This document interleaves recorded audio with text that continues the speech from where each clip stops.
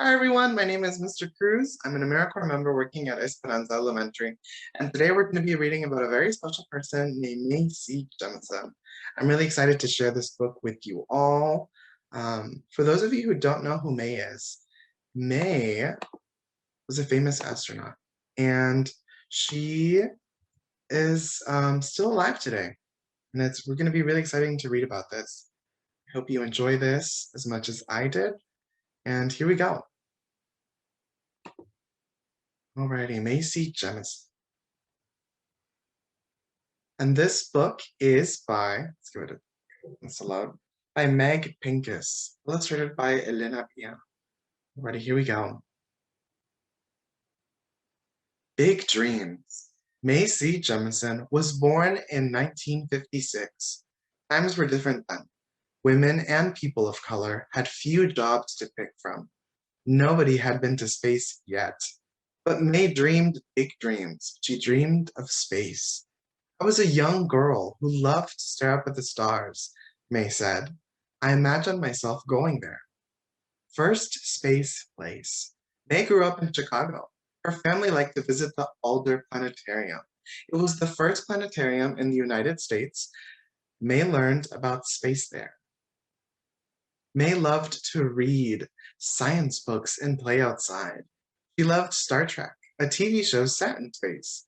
She also loved to dance and make art. Her parents loved her curiosity.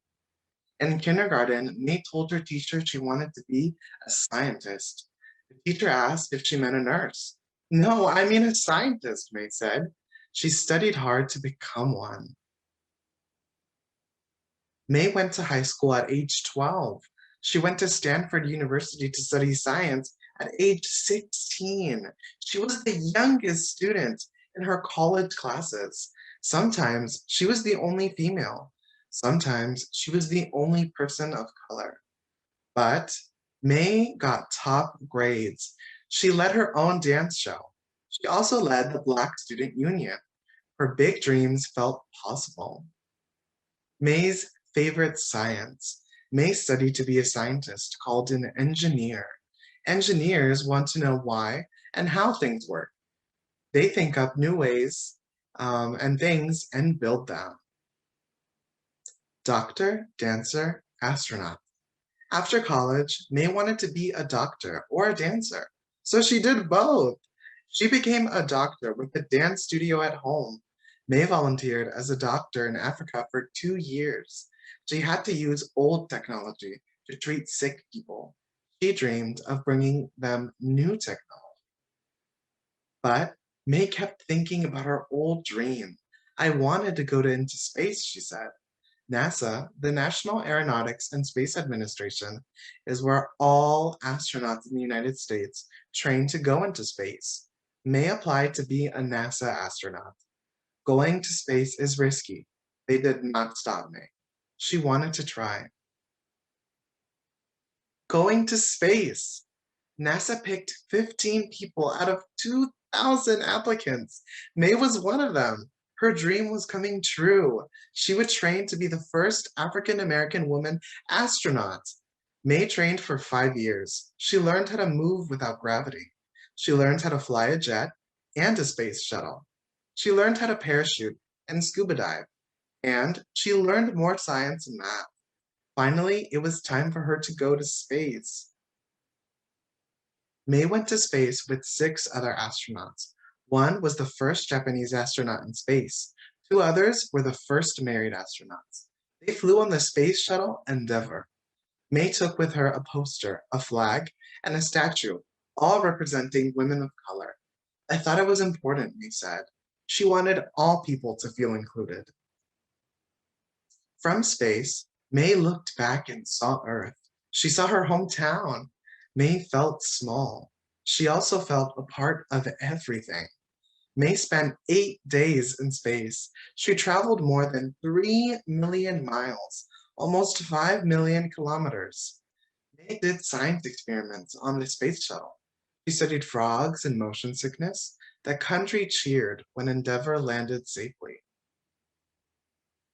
May loved being an astronaut.